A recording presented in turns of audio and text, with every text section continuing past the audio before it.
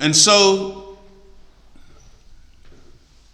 in the book of Matthew, chapter 24, verse 6, it says this: "And ye shall hear of wars and rumors of wars. See that ye be not troubled, for all these things must come to pass, but the end is not yet." So these wars and rumors of wars is the time period that we're living in, because unfortunately the Caucasian, he established his rule through war and the destruction of other people. What does the book say? It says, "As you have done, so shall it be done." So his power will be broken completely in war. And the wars and the rumors of wars are based on his thrashing around, trying to remain in power, where his power is waning and finished, and others now are resisting his imposition on them. Hence why you have these wars and rumors of wars. It is very important, beloved family, that we contextualize the current news cycle, where on Friday, the 3rd of January 2020, Donald Trump ordered the assassination of a major general in the Iranian Quds force, a man who is a sovereign of another nation. And despite all the slanderous things that you are now hearing in the news about the man, there is no evidence to substantiate the slander and the justification for his murder. This is outright murder, assassination of a major general in a sovereign nation's administration, within the confines of another sovereign nation, where they had no permission from the Iraqis. And in fact, when they murdered Soleimani, they also murdered Abu Mahdi, who is the deputy leader of a major and significant military movement within Iraq. And by the way, it wasn't just the two, they killed many other people in that strike.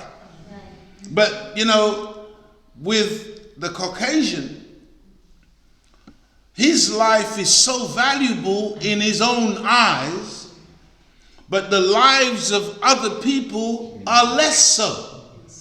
And so they can literally talk about other people who were murdered within that airstrike as collateral damage.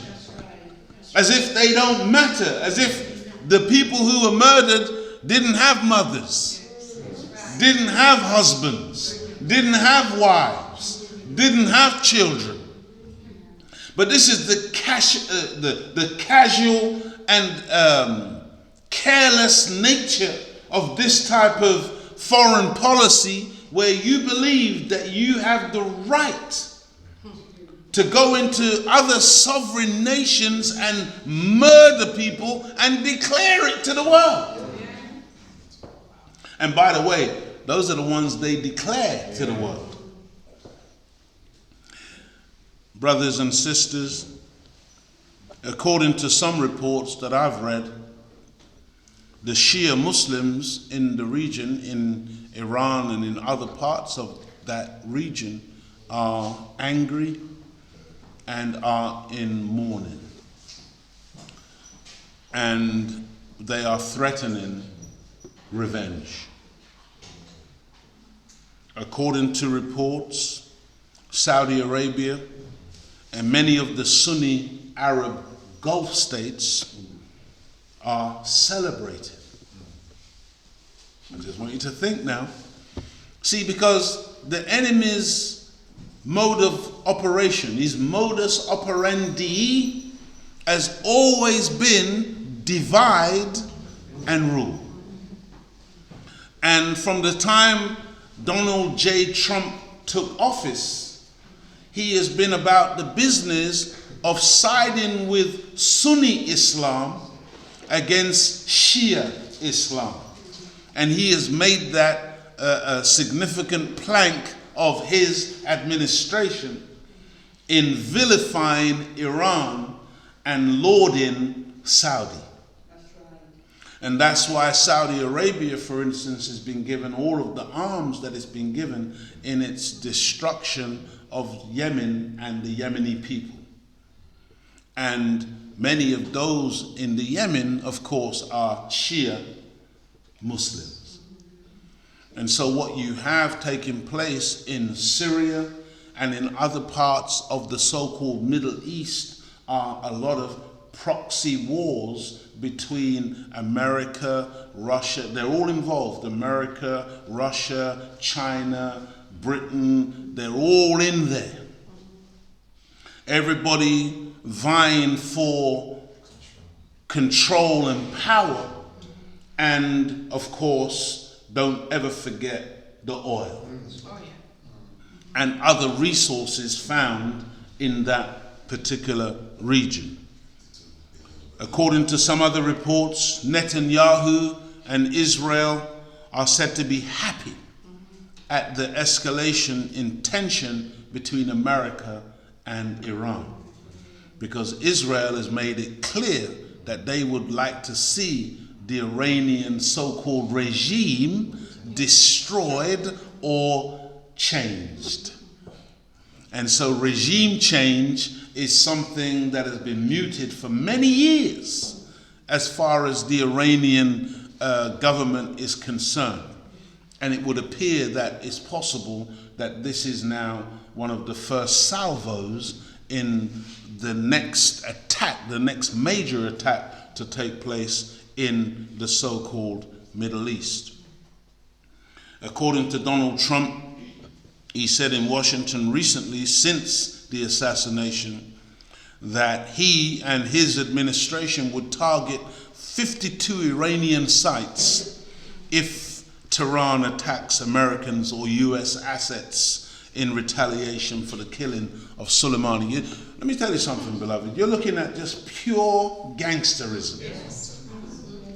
Here's a man who goes in, murders somebody in their own region and territory, by the way, and then threatens that if you try to retaliate, we've already identified another 52 sites within your own nation, because this is clearly now to escalate, because they've calculated that they have the wherewithal to destroy the Iranian people, the Iranian military and the Iranian people. In my humble opinion, that is a miscalculation.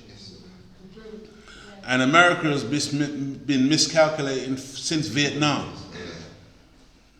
And the Honorable Minister Louis Farrakhan recently warned Donald J. Trump and the Americans to leave Iran alone.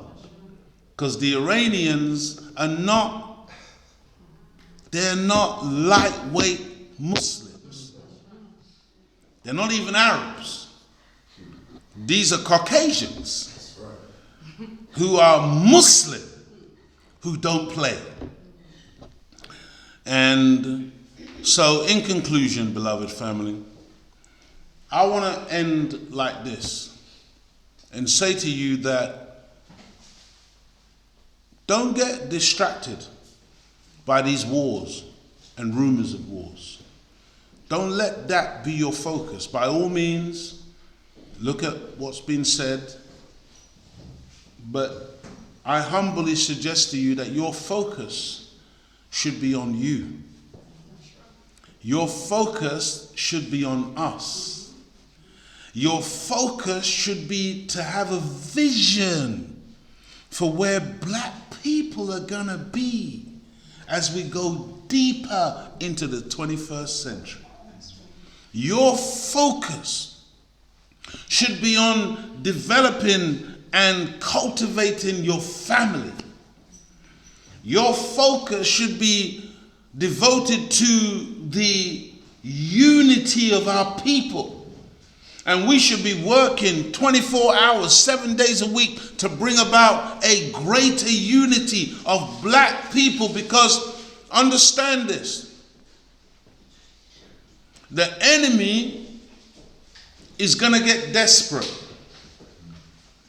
when it all starts going wrong for him. And let me explain to you what I mean by that. And by the way, the Most Honorable Elijah Muhammad said that Britain is going to betray America. And the talk already is they're waiting for Boris to return from holiday in the Caribbean.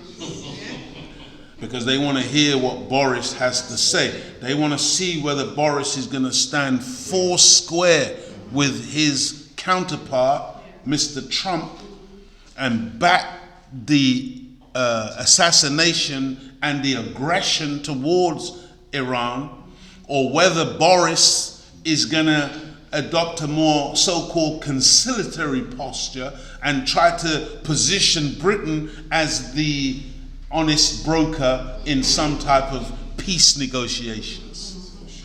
And I mean, if the Iranians and the Arabs in that region are so foolish as to think that Britain could ever be an honest broker in any kind of negotiations, well, more fool you, Islamic world.